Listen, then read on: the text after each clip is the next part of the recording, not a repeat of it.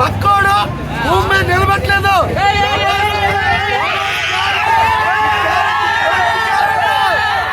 పోతున్న లోపల ప్రతి చెడు ప్రతి చాట పడిపోతున్న లోపల ఆశ్రమం కావ్యాలు లేదు.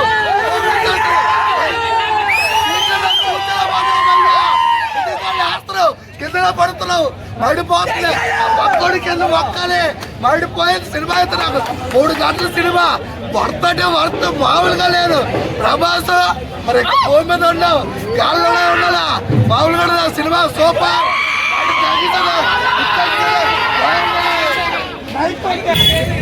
సినిమా అయితే చెప్పాలంటే 3 గంటల సినిమా.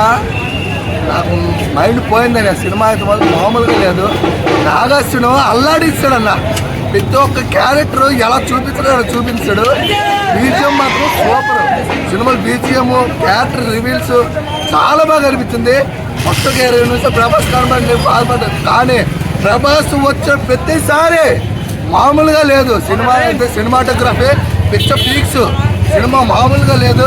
నెక్స్ట్ ఏంటి చెప్పాలంటే ఇంటర్వ్యూ అశ్వత్థామ క్యారెక్టర్ అయితే మామూలుగా లేదన్న. అమితాబ్ బచ్చన్ ఎరగ తీస్తాడు. ఆ క్యారెక్టర్ ఇంకెవరు చేయలేడన్న. మామూలుగా చేయలేదు. దీపిక పడుకున్న క్యారెక్టర్ మాత్రం కెమెరా రోజు ఉన్నాయి.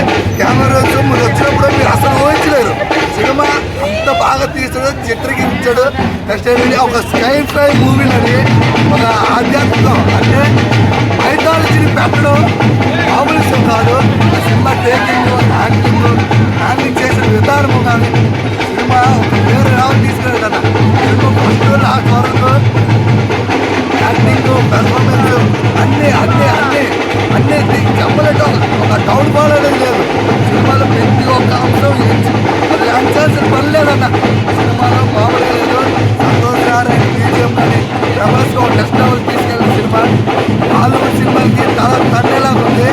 అంటే ఆ సినిమా అనేది ఇప్పుడు వాళ్ళకి పోటీ ఇచ్చినట్టు ఉంది. అన్ని సినిమాలు మన తెలుగు వైపు